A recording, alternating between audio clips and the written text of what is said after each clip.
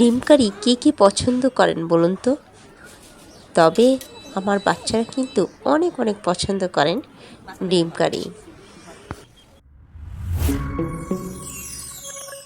আমার ছেলে শুধু বলে, মা ডিম কারি রান্না করো, আর ডিম কারি তার অনেক পছন্দ।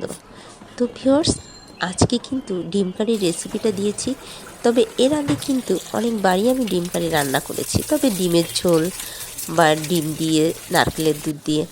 আজকে শুধু টমেটো দিয়ে আমি রান্না করছি। আর আমি একটা টমেটো পুরোটাই দিয়েছি, বড় একটা টমেটো, এবং বাটা মশলা দিয়ে খুব ভালো করে কিন্তু কষিয়ে নিচ্ছি। আর একটু সামান্য পানি দিয়ে খুব ভালো করে কিন্তু লাল লাল করে কষিয়ে নিলে বেশ মজাই লাগে। আজকে কিন্তু আলু ভেজে নিচ্ছি না, আজকে কাঁচা আলু মশলার ভিতর দিয়ে ভালো করে কষিয়ে একটু ঝোল দিয়ে আবারও কষিয়ে নিচ্ছি। আর এভাবে আলু রান্না করে কিন্তু আরও অনেক অনেক মজার হয়। তো দেখুন, লাল হয়ে গেছে আলুটা মশলার ভিতর দিতে দিতে।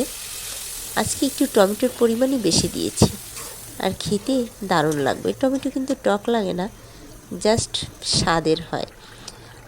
আর আমি কষিয়ে একটু সামান্য পানি দিয়েছি, বেশি ঝোল করিনি।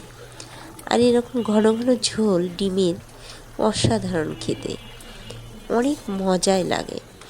তো আমি ডিম দিয়ে দিয়েছি, একটু পরে কিন্তু নামিয়ে দিব। এখন আমি একটু কাঁচা মরিচ দিয়েছি, আর সাথে দিব গুঁড়া মশলা, আর যেটা আমি ভেজে রাখি চাট মশলা, সব কিন্তু আমি আগে থেকেই রেডি করে রেখে দিই বক্সে করে।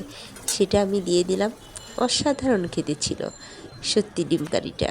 এভাবে আপনারা রান্না করেই দেখুন না, মাংসের চেয়ে ডিম কারি আরও বেশ মজার হবে। কেমন হয়েছে ভিউয়ার্স?